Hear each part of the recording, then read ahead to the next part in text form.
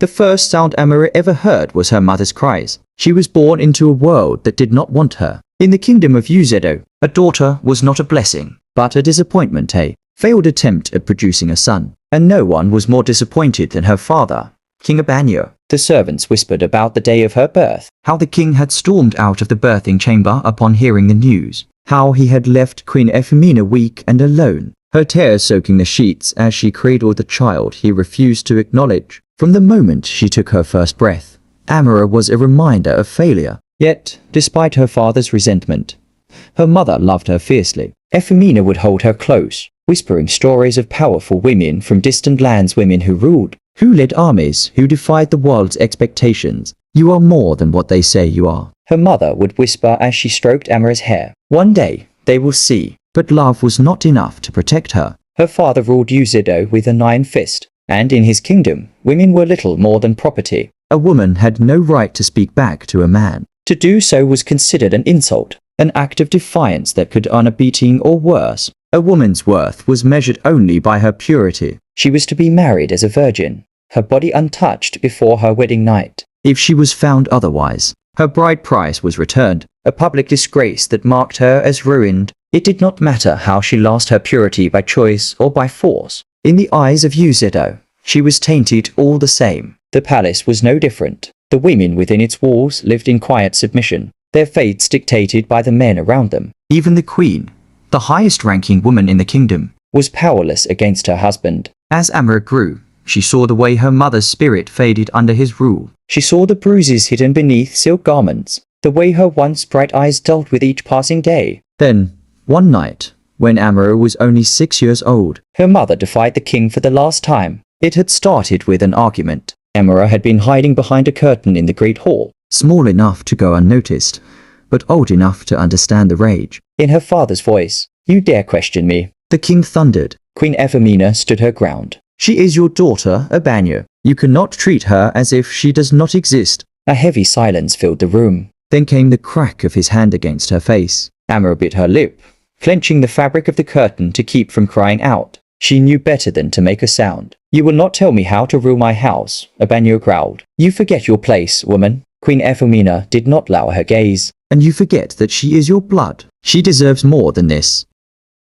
The king's eyes darkened. The next morning, her mother was gone. No one spoke of what happened to her, and no one dared to ask. But even at 6 years old, Amara understood. From that day forward, she vowed never to be weak, never to be like her mother, never to let a man decide her fate. The palace of Uzedo was a prison, and Amara was its most valuable prisoner. She was the daughter of the king, yet she held no power. She was surrounded by luxury, yet she had no freedom. She was dressed in the finest silks, yet she would have traded it all for a sword. From the moment her mother disappeared, the palace reminded her of what she was meant to be: a silent, obedient woman, just like the rest. "Sit properly, Amara," her nursemaid scolded, adjusting her posture as she sat on a cushioned stool. "A princess must be graceful. Speak softly," her tutors warned, watching her closely. "A woman's words should never be louder than a man's." "Do not question the council," the servants whispered as they dressed her. "The king does not like a disobedient daughter."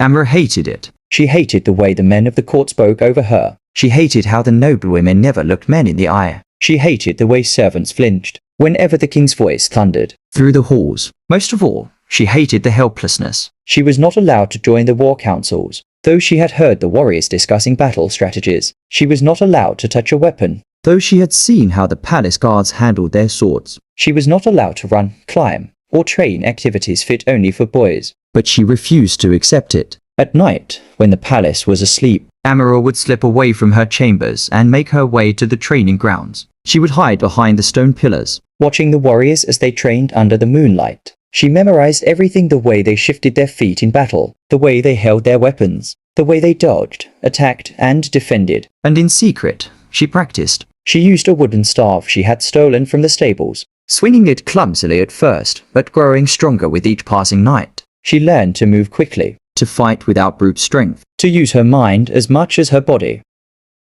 No one knew, until one night, she was caught. She had been so focused on practicing her footwork that she didn't hear the heavy footsteps behind her. By the time she turned, it was too late. A strong hand gripped her arm. "What do you think you are doing?" She froze. It was her father. King Obanu stood before her, his face a mixture of fury and amusement. Behind him, the palace guards watched silently, their expressions unreadable. "You dare to defy me," he spat. "You think you are a warrior?" Amara's heart pounded, but she lifted her chin. "I only wish to learn, father." A slow, dangerous smile spread across his face. "Very well," he said. "If you wish to learn, then you shall." She had no idea that those words would change the course of her life forever.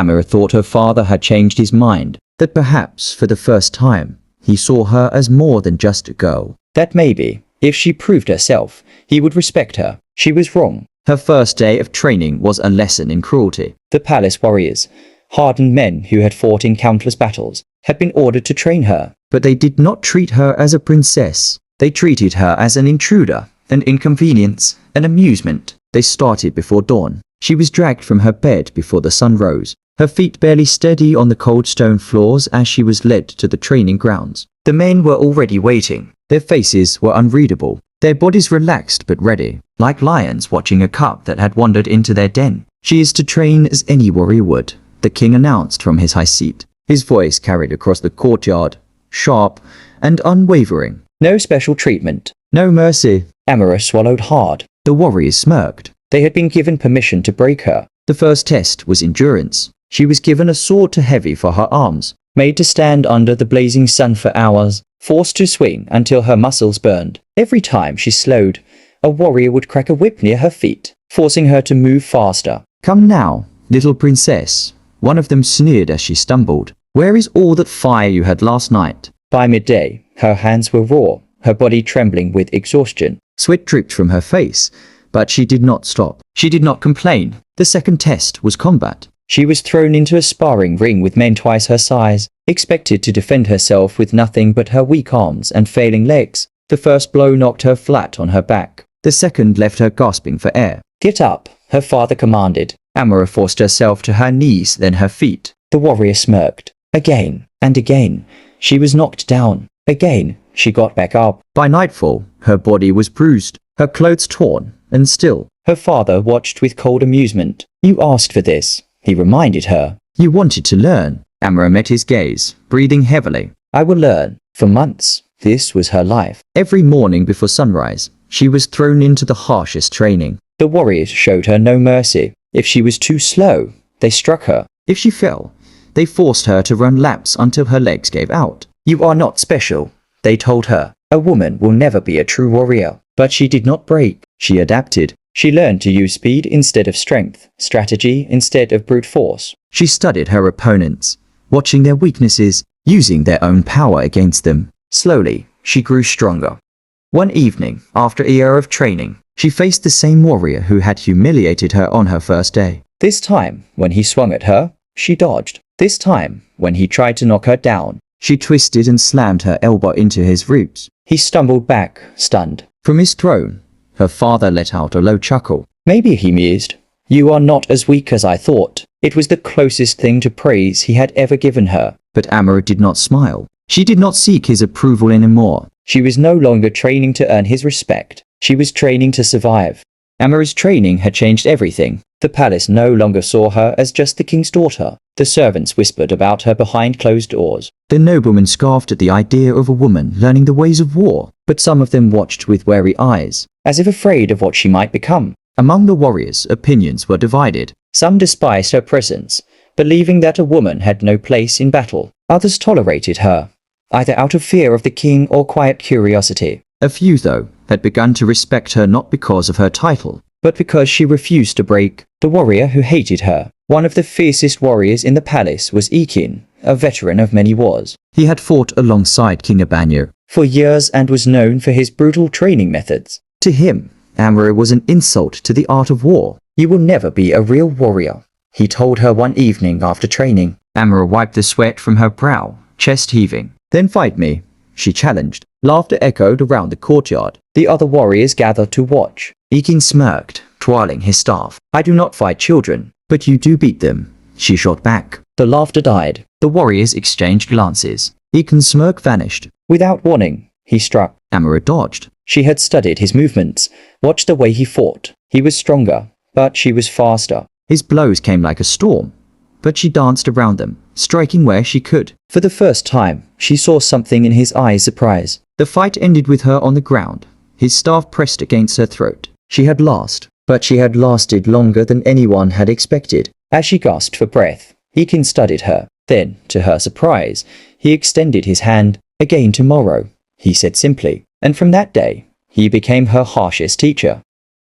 Not everyone in the palace saw her as a threat. Some saw her as a beacon of hope. Among them was Nkem, a young servant girl who had worked in the palace since childhood. She was the first to speak to Amara without fear. "I've never seen a woman fight before," Nkem whispered one evening as she brought Amara water after training. Amara took the cup gratefully. "You've never seen a woman allowed to fight," she corrected. Nkem hesitated, then smiled. "Maybe that will change." Amara wasn't sure if she believed it, but it was the first time someone had spoken to her with admiration instead of mockery. From that night, Nkem became the closest thing she had to a friend, the nobleman who wanted her gone. Not everyone was pleased with her progress. Chief Odion, one of the king's most trusted advisors, had long believed that a woman had no place in power. He had been one of the men who tried to convince Obanu to take another wife after Queen Ifemina's disappearance. "She is an embarrassment," Odion told the king one evening. "No man would ever marry her. No kingdom will respect a queen who thinks she is a warrior." King Obanu sipped his wine. "Let her train." Odion frowned. "But why, my king?" The king's lips curled into a smirk. "Because I enjoy watching them try to break her." Odion said nothing more that night, but Amara knew he was watching her, waiting for her to fail. Enemies in the shadows. She had proven herself on the training grounds, but the real battle was just beginning. There were those who wanted her to disappear, just like her mother. There were those who whispered of ways to get rid of her before she could ever become a threat. And Amara knew one thing for certain: she could trust no one. Not yet.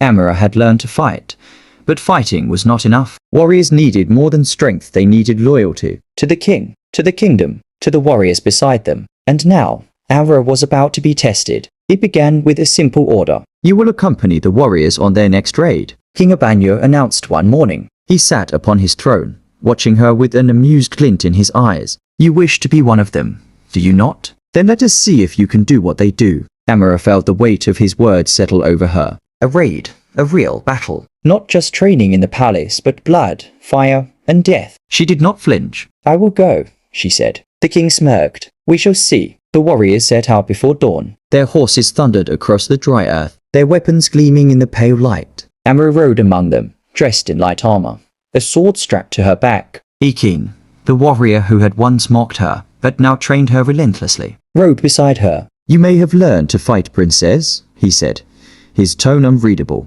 "But war is different. There is no honor, no mercy." "I do not expect mercy," Amara replied. Ekin studied her for a moment before nodding. The target was a small village at the edge of the kingdom. The people there had refused to pay their tributes, and in Obanu's eyes, disobedience could not go unpunished. The warriors stormed the village before the sun had fully risen. Houses burned. Women screamed. Men were cut down where they stood. Amara stood in the center of the chaos, her sword drawn, her heart pounding. This was not like the training ground. This was not a test of skill. This was slaughter. She saw a woman clutching a child, shielding him with her body as a warrior raised his blade. A young boy no older than 10 ran through the smoke, tears streaking his dirty face. A man on his knees begged for mercy, his hands raised to the sky as if the gods might save him. No one was spared. Ekin approached her.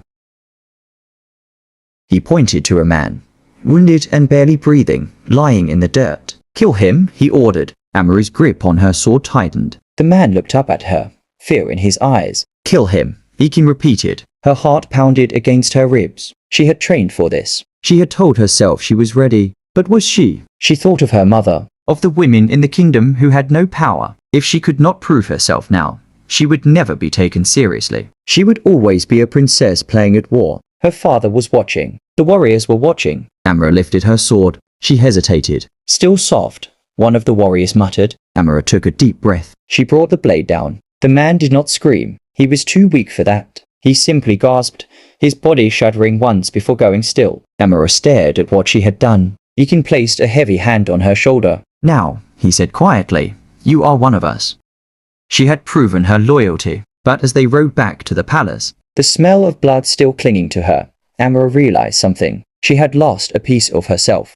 The ride back to the palace was silent. The warriors carried the weight of victory on their shoulders, but Amara carried something heavier. The image of the dying man haunted her the way his eyes had locked onto hers. The quiet surrender in them before she took his life. She had done what was expected. She had proven herself, but at what cost? News of the raid spread before the warriors even arrived. Servants whispered about the destruction. Some spoke in admiration, proud that their princess had taken her place among the warriors. Others murmured in fear, uneasy about what she was becoming. And Kem, the only servant who had dared to befriend Amara, was waiting in her chambers when she returned. I heard what happened, Kem said quietly, setting down a bowl of warm water for Amara to wash. Amara sat on the edge of her bed, peeling off her blood-stained armor. Then you know I did what I had to do.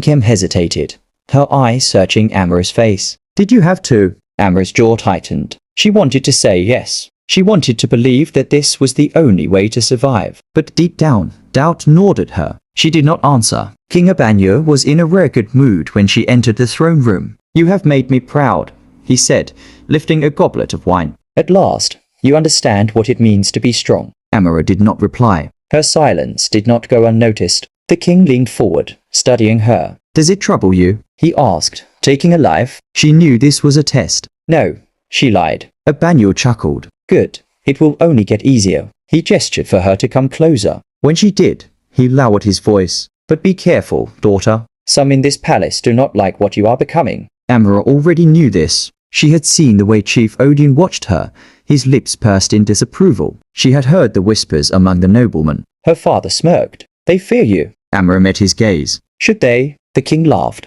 We shall see. Not everyone in the palace believed Amara should wield a sword. Chief Odin was one of them. She is not fit to rule, he told a group of noblemen one evening. A woman who sheds blood will never be respected as a queen. Some of the noblemen nodded in agreement. Others remained silent. She is not her mother, Odin continued. Queen Obinna knew her place. Amara does not. One of the noblemen hesitated. The king allows it. Odin's expression darkened. For now, Amara could feel the shift in the palace. She had fought to be seen as strong, and now that she was, the walls seemed to close in around her. She had proven her loyalty to her father. But what of her loyalty to herself? She thought of the women in the kingdom belittled, silenced, treated as less than men. She thought of her mother, who had vanished without a trace. She thought of the man she had killed, and she realized something. The question was no longer whether she could survive in her father's world. The question was whether she wanted to. Amara had earned the warrior's respect. She had proven her strength to her father. She had done everything expected of her. Yet, the emptiness remained. She had fought to become a warrior, but now she questioned what that truly meant. Was she fighting for her place at her father's side? Or was she fighting for something greater? The palace was a place of power, but it was also a prison, and Amara was beginning to realize she did not want to be trapped within it forever. She could not sleep. Every time she closed her eyes, she saw the man she had killed. The way he had looked at her, not with hatred, not with rage, but with quiet acceptance. She had not fought an enemy that day. She had executed a man too weak to defend himself. And Kem noticed the change in her. You don't eat, she said one evening, setting down a tray of food. You don't sleep. Amara stared at the untouched plate. I am fine. And Kem knelt beside her. No, you're not. Amara exhaled sharply. I did what was necessary. But did you want to? The question lingered in the air. Amara had no answer. Not all warriors supported her. Many still resented her presence, waiting for her to fail. One evening, Ikin approached her during training. He studied her carefully, his arms crossed. You hesitate more now, he observed. Amara clenched her jaw. I do not hesitate. Ikin smirked. Then why do you look troubled after every battle? Amara did not answer. Ikin took a step closer. His voice lowered. If you doubt yourself, they will see it. And if they see it, they will use it against you. Amara met his gaze. Do you doubt me? Ikin tilted his head. No, but I wonder if you are fighting the right war. It was the first time someone had voiced what she had been feeling, and it unsettled her. The palace held many secrets. One evening, while wandering the halls, Amara overheard voices. She stopped near a curtain, listening. It was Chief Odin. She is dangerous, he was saying. The king is blind to it, but I see it clearly. Another nobleman responded. You think she will turn against him? A pause, then Odin's voice firm. She already is. Amara's blood ran cold. Did they see something in her that she had not yet acknowledged herself? She slipped away before they could detect her presence. but the words followed her. Was she turning against her father? Or had she never truly been on his side? The next morning, King Obanu summoned her. You have trained well, he said, watching her closely. But I must know your true strength. He gestured to the courtyard below. A prisoner was kneeling, hands bound, head bowed. You will execute him, the king ordered. Here, now. The warriors turned to her, some with curiosity, others with expectation. She had done it before. She had spilled blood. But now, standing before her father, she realized she did not want to do it again. Not for him, not like this. She gripped the hilt of her sword, her heart pounding. This was the moment she would decide who she truly was. The courtyard was silent. Every eye was on Amara, the warriors, the nobles, the palace servants who had gathered to watch. Even the prisoner head bowed, awaiting his fate, seemed to sense the weight of the moment.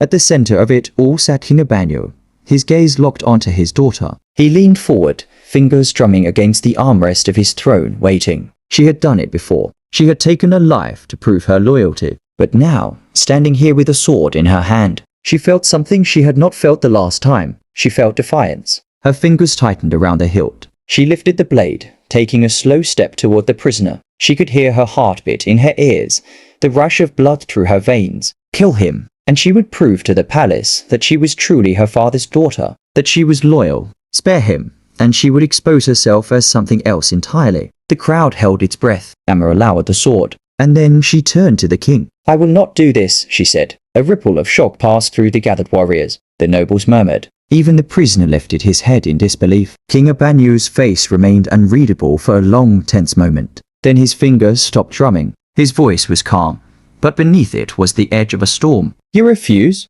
Amara met his gaze. I do. Silence. A heavy, suffocating silence. Then, the king laughed. It was not a laugh of amusement. It was a laugh of warning. You think you have a choice, he said.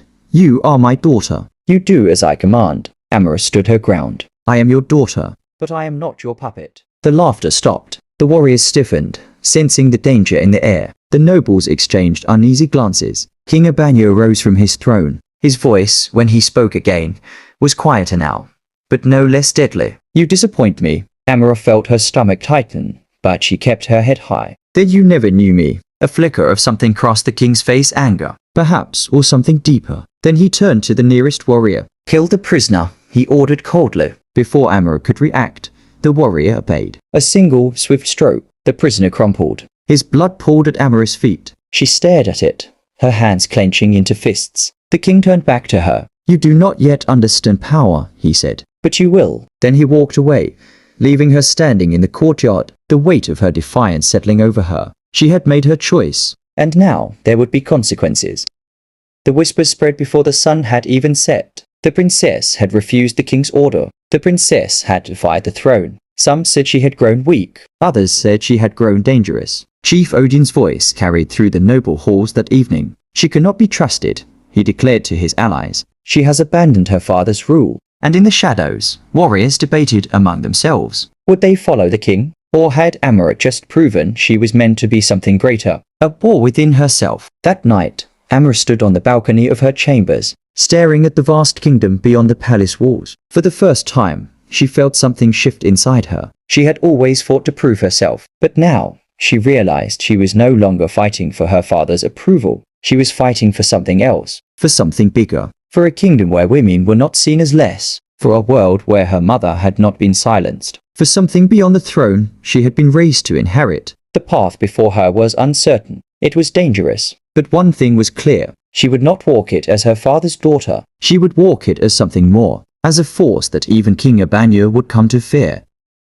The weight of Amara's defiance did not settle immediately. At first, there was only silence. Then, the murmurs began within the palace halls, in the warriors' training grounds, among the noble houses. The king's daughter had refused to command. She had defied the throne, and worse, she had done so in front of the entire court. The next morning, Amara was summoned. She entered the grand hall to find her father already seated on his throne, his expression unreadable. The court had gathered, though none dared speak. The tension was thick, suffocating. Come forward, the king commanded. Amara stepped forward, her chin lifted. Obanu studied her for a long moment. You disobeyed me. Amara did not flinch. I did what I believed was right. A flicker of something anger, Or perhaps something deeper passed through the king's eyes. You believe your will is greater than mine. I believe power is not measured by how many kneel before you, she said evenly. It is measured by how many rise because of you. The court stirred at her words. Some whispered.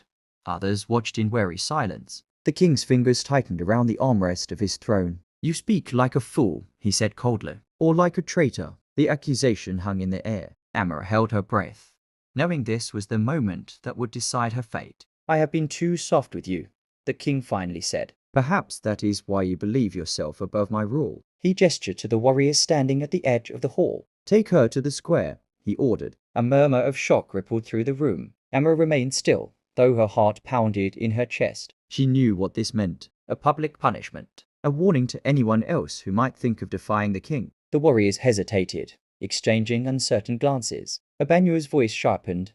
Now, the warriors stepped forward. Amara did not resist as they grabbed her arms. She would not give them the satisfaction. As they led her away, she caught a glimpse of Nkem in the crowd, her hands clasped tightly in fear. Ekin, standing among the warriors, did not look away. Neither did Chief Odion. He was watching carefully, calculating, waiting to see if the princess would break. The palace square was filled with people by the time they arrived. Word had spread. The king's daughter was to be punished. The warriors forced Amara to her knees in the center of the square. The sun burned overhead, the heat pressing against her skin. But she refused to bow her head. King Obanu stepped forward, his voice carrying through the silence. Let this be a lesson, he declared. No one, not even my own blood, is above my rule. He turned to the executioner standing nearby. 20 lashes. A gasp swept through the crowd. Amara's jaw tightened, but she said nothing. The executioner stepped forward, holding a thick leather whip. The crowd watched, some with horror, others with cruel anticipation. The first strike landed. Pain seared through her back, but she made no sound. The second, the third. By the 10th lash, blood seeped through her tunic. By the 15th, her vision blurred, but she did not fall. By the 20th, the crowd was silent. She remained on her knees, breath heavy, but unbroken. And when they finally let her go, she stood slowly, painfully, but she stood. She lifted her gaze to the king. His expression remained unreadable, but in his eyes, she saw something new. Fear. That night, Nkem tended to her wounds in silence. She did not cry. She did not speak. Amara, too, said nothing. The fire in her chambers burned low, flickering against the stone walls. The pain in her back was unbearable, but she did not care. She had made her choice. And now, the war had truly begun. Elsewhere in the palace, Chief Odion sat with his allies. She will not break, one of the noblemen muttered. Odion exhaled slowly. No, he agreed. She will not. He leaned forward, eyes gleaming with dark intent. Then we must make sure she does not rise. The lash marks on Amara's back had barely begun to heal, but the kingdom had already moved on. In the marketplace, traders shouted their prices, and the scent of roasted meat mixed with the humid air. In the palace, servants bustled about, their voices hushed as they spoke of what had happened. The princess did not scream, they whispered. She did not fall, and yet, beneath the surface of the kingdom's daily routine, a storm was brewing. Amara had been punished before the eyes of the people, but instead of shaming her, the act had made her stronger in their eyes, even among the warriors. The ones who had once doubted her now spoke of her endurance with quiet respect. Not all were pleased.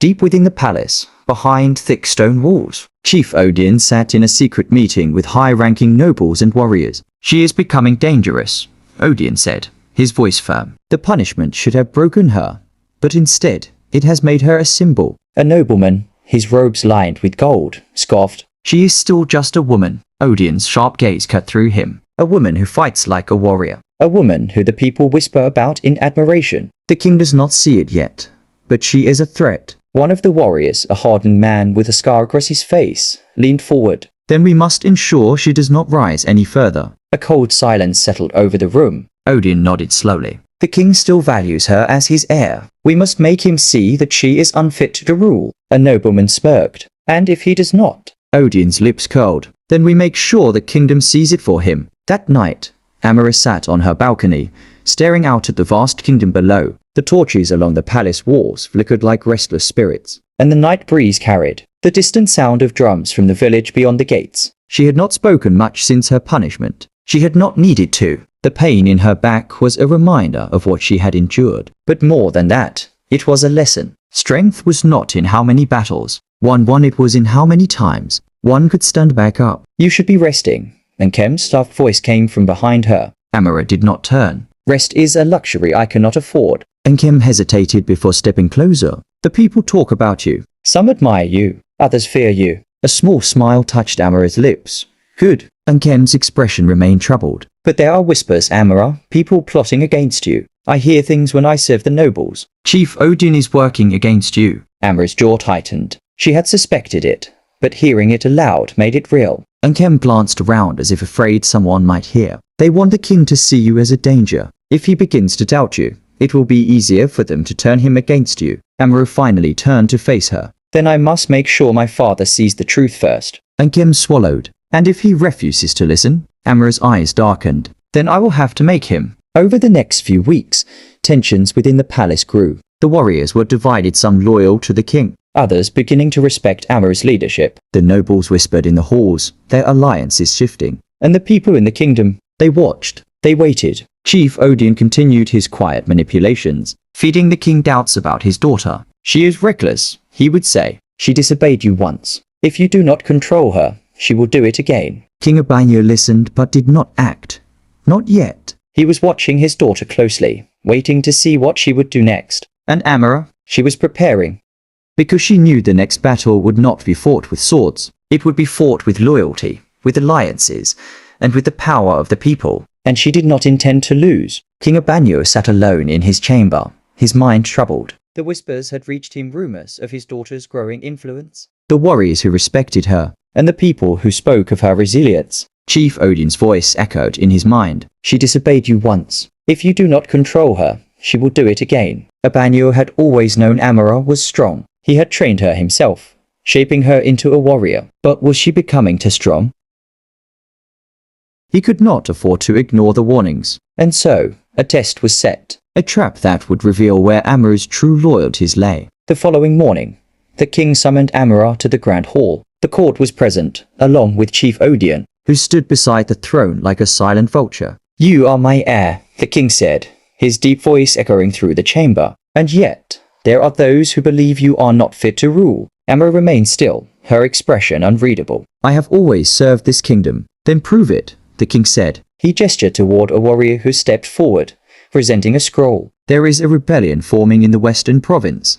The king continued. They speak against my rule, inciting disorder. I am sending my warriors to put an end to it. You will lead them. A hush fell over the room. It was an honor to lead a royal campaign. But Amara could sense the trap hidden within. This was not just about suppressing rebels. It was a test of her loyalty. If she refused, she would prove the whispers right that she defied the king's rule. If she obeyed, she would be forced to kill people who may not be enemies, but victims of the same oppression she fought against. Chief Odin watched her carefully, waiting for her answer. Amara took a slow breath. I will do as my king commands. The court murmured, some satisfied, others disappointed. But Odin, he smiled, because he knew the true challenge was yet to come. Days later, Amara rode at the head of a company of warriors, her back still aching from her punishment, but her mind sharper than ever. The path to the western province was long, winding through dense forests and rugged terrain. The warriors with her were handpicked, many loyal to the king, others watching her with suspicion. She did not trust them, and she was right not to. On the third night of their journey, as they set camp by a river, the trap was sprung. Amara had just finished inspecting the camp when she heard a sharp whisper in the darkness. She turned too late. A sword was already swinging toward her. She barely managed to duck, rolling across the ground as the blade sliced through empty air. Betrayal. The warriors she had been sent with had turned against her. She reached for her sword as more shadows moved toward her, their weapons glinting in the firelight. She had been sent to die. The first attacker lunged. Amara twisted her body, knocking his sword aside before driving her knee into his stomach. He staggered back, but another warrior was already upon her. Steel clashed. Sparks flew. She fought with everything she had, her movements precise, controlled. But she was outnumbered. A blade sliced across her arm, drawing blood. She gritted her teeth, refusing to let pain slow her down. Her mind raced. If she stayed, she would be overwhelmed. She needed to escape. With one last powerful strike, she sent an attacker sprawling to the ground before sprinting into the forest. Arrows whizzed past her. Footsteps thundered behind her. The king had sent her to die, and his warriors would not stop until she was dead. But she was not ready to fall. Not yet. She disappeared into the darkness of the trees, her breath heavy but steady. She would survive, and when she returned, she would no longer be just a daughter of the king. She would be his greatest threat. For weeks, Amara wandered through the wilderness, tending to her wounds and surviving on what little food she could hunt. She stayed far from the roads, knowing that the king's warriors would still be searching for her. She traveled deep into the forests, moving further from the palace than she had ever gone before. At night, she lay beneath the stars, her mind filled with thoughts of revenge. She would return, but not yet. She needed allies. She needed time. So she waited, biding her time in exile. Back in the palace, something unexpected happened. King Obanu, once strong and unshaken, grew ill.